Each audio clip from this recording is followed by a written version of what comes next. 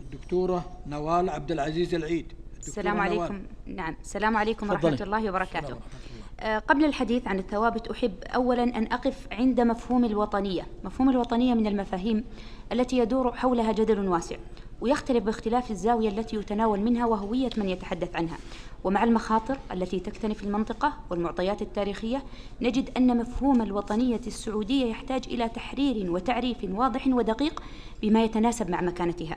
من الطرائف أنني وأنا أستمع الآن إلى مداخلات الزملاء والزميلات وجدت أن مفهوم الوطنية يحتاج إلى تحرير حقيقة. هناك من فسره بالانتماء في أثناء مداخلته مما بين الأسطر، هناك من فسره بالأرض، هناك من فسره بالعلاقة بين الفرد والقيادة، هناك من فسره بالنظام. إذا لن نستطيع أن نتحاور على وضوح حتى نعرف ما معنى الوطن بالذات، ومن ثم نستطيع أيضا أن نفسر الرموز الوطنية، العلم، النشيد، ما إلى ذلك. إن كان اتفقنا على أن الوطن هو الأرض، حب الأرض فطرة وركيزة في قلب الإنسان أشار الله إليها في أكثر من موضع في القرآن. إن كنا نتكلم عن النظام، من الثوابت التي لابد أن ننادي بها بعيدا عن فلسفة المثقفين حقيقة هموم المجتمع. اليوم كثير من المجتمع لا يملك بيت ملك حتى ولا يستطيع أن يحصل على منحة مساحتها 500 متر، مع وجود أراضي تعاني من التشبيك. أن يكون الإنسان مبدع ومفكر ومخترع ولا يستطيع أن يحصل على براءة اختراع ويهاجر عقله إلى الخارج حتى يحمى اختراعه. أن يعلن عن وظيفة ويتسابق إليها الآلاف ممن يستحقون الحصول عليها ويوظف عليها من يحمل فيتامين واو الواسطة.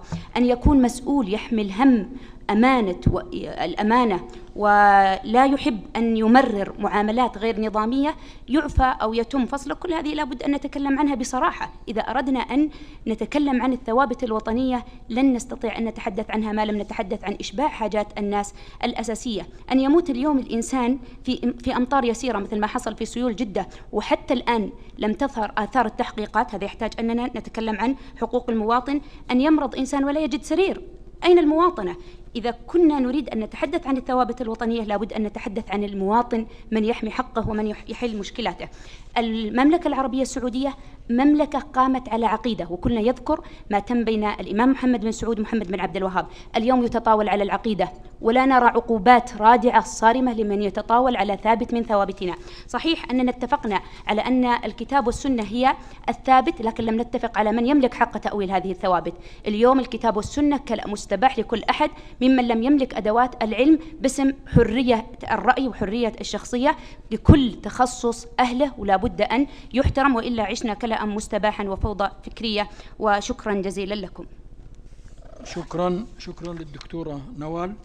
الآن الدكتورة نعم.